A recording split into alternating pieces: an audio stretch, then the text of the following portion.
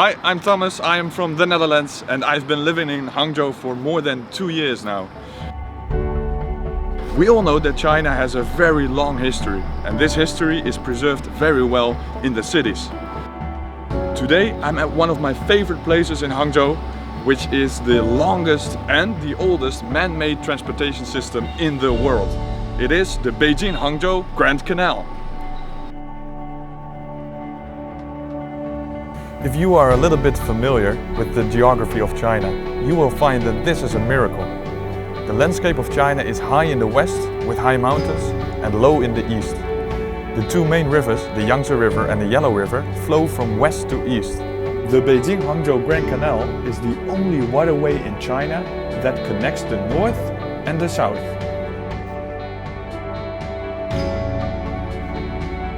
When people in ancient China saw the Gongchen Bridge, they knew that they arrived in Hangzhou.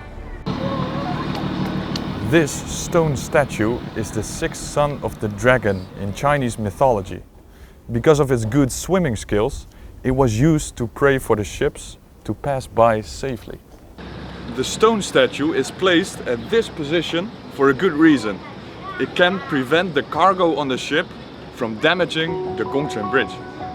Amazingly, in the past 10 years, the stone statue was hit from time to time, but the Gongchen Bridge was still intact. Marco Polo was also very surprised when he saw the Beijing-Hangzhou Grand Canal. The reason, he said, why such a Grand Canal is worthy of praise is not only because it connects large rivers in China, but also because of its impact on the region. The benefits for cities are endless.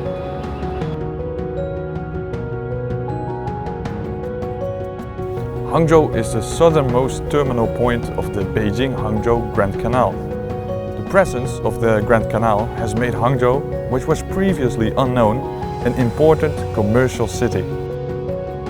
I really like to walk along the Grand Canal in Hangzhou. Walking paths were built here along the canal, and some places still have the ancient architectural style. For example, the Xiaohe, where I am right now, was once a very busy dock in Hangzhou.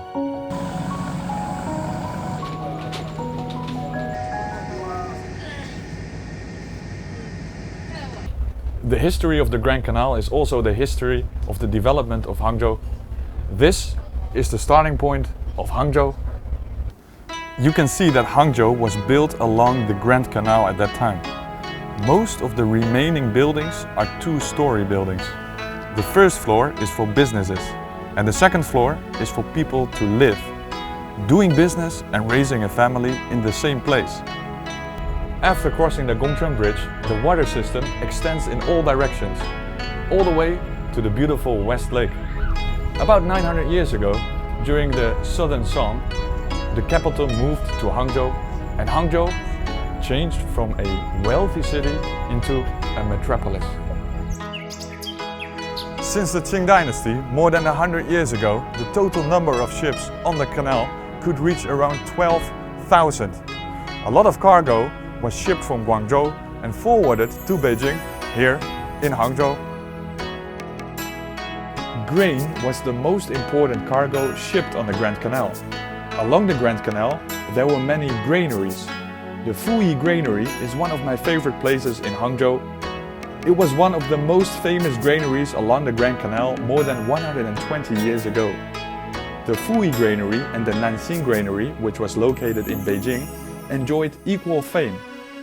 They were located in the beginning and at the end of the Beijing-Hangzhou Grand Canal, with the Fuyi Granary in the south and the Nanxing Granary in the north. I really like this place, not only because of its long history, but also because of its art exhibitions. These wooden warehouses of more than 120 years old have now become the space for art exhibitions. Isn't that amazing? Today, the Grand Canal behind me is still very busy in Zhejiang. However, its role in transportation has become much smaller. For example, the Fuyi Granary here has already merged into the city.